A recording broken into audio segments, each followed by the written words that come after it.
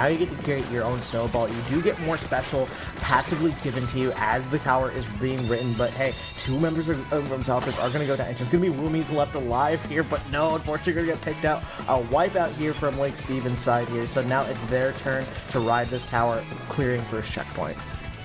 Yeah, it looks like they're going to be able to clear that first checkpoint with some ease here, and they do so right there. And now it's a matter of seeing how much farther they're going to be able to take this. They have two specials online as well, and with only one member up from Southridge, it's looking good, and you see that Lake Stevens is really trying to put on a lot of pressure. There is no one near the tower here if you are Southridge, and that's the second checkpoint already gone now for Lake Stevens.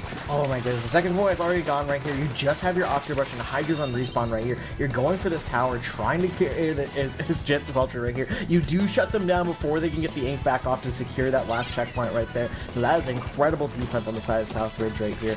I don't think any of these teams should be counting it out, especially with these explosive pushes in hardly 2 minutes in here, Spicy.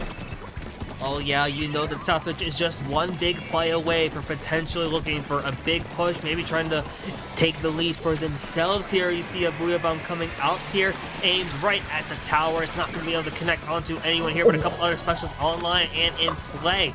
See members from both teams are down, basically just one apiece at this point of this game, and you're seeing Southridge trying to position towards the tower, seeing what they're going to be able to do. They have the tower in control once again as we start making another push here, trying to see how much farther they're going to be able to go. It's pretty much just puddles up at this point here for Lake Stevens, and now we're back here at this second checkpoint. The Southridge has a Booyah Bomb also ready in case of something to happen, and that's only one member up here from Lake Stevens, just amnesiac on that Jet Squelcher. Never mind, they're going to get taken out. They're going down here. Everything's just collapsing on the side of Lake Stevens. The pressure is on, and Puddles is down. The Blaster, one of the most important key parts of keeping this tower under control and not moving too far, is down. And now you're just going to have to contest for Jet Sculpture right here. We just need to ride the tower for just a few more bits here. You do manage to swap the lead here, but you want to go further. You want to get this checkpoint, but the Blaster's already here. You're not going to be able to do it if you're Southridge here, Spicy.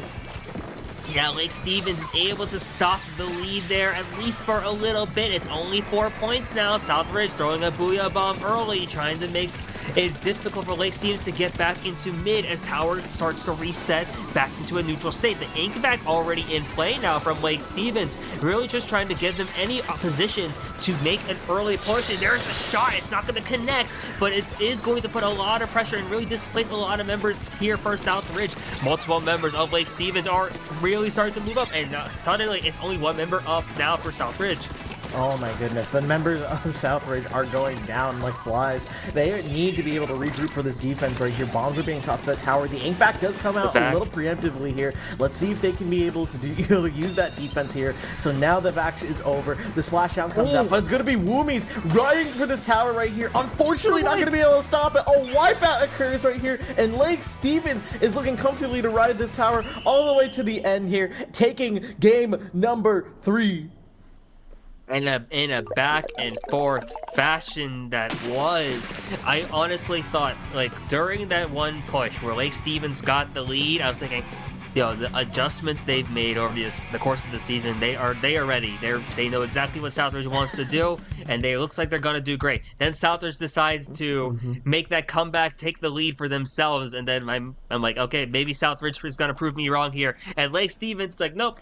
We did make those adjustments. And then at that last push, is able to take the game with that great wipe and now be up and only one game away from making it into finals. One game away from making it into finals, but hey, Southridge is down but not out here. And I just gotta mention just the adjustments from Southridge there was just beautiful. They realized, like, hey, this Blaster is a problem, right? Let's get rid of them or put a lot of pressure of them to act. And once they're down, we can push this tower a little bit further. It's just a little bit of cold feet at the end there, a little bit of a panic situation where we had those 3v1s, essentially, I like to call them. We had essentially a desperation play from Woomies right there. When your back is against the wall, you're forced to try and make something happen right there. It just unfortunately did not happen. But we gotta just talk about just the fact that it was so back and forth, Spicy. Oh my goodness. Every time I see one special light up, another special lights up. And just every time a special interaction happens, someone is on the poor receiving end of it.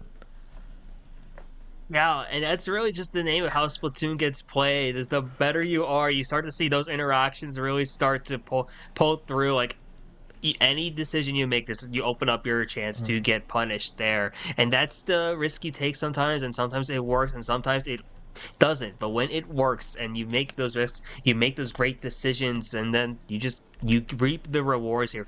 And now as we are going into game 4, Clam Blitz, there's a Ooh. lot of different ways I think I could see this going, especially from the side of Lake Stevens, who's been bringing out different weapons to really depending on the mode. I'm really curious to see what they're going to do trying to close this set out. Yeah, for sure. Lake Stevens has quite a number of pocket weapons they are ready to bust out right there. We saw the blaster come out on tower control.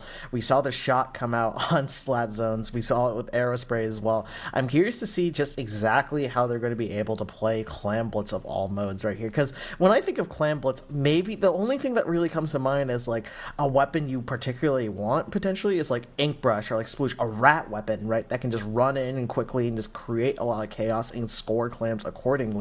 But I'm not sure any Lake Steven members play those weapons, Spicy.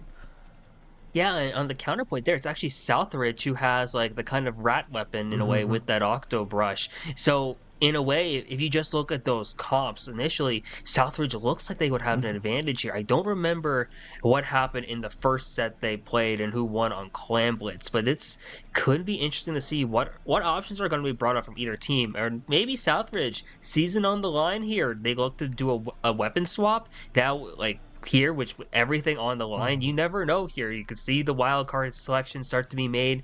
Clam Blitz as Right. well. I think this one is might just end up coming down to the team play and the coordination. Oh yeah, for sure. And something I just gotta talk about with Clam Blitz in particular, it requires a completely different set of skills and coordination with your team. If you ask a competitive player, right, what's the most skillful mode for a team to showcase their skills, they often point to Clam Blitz because you have to manage your clam Mhm. economy. You need to build that power clam. You need to push together to be able to score clams and effectively keep that basket open as well.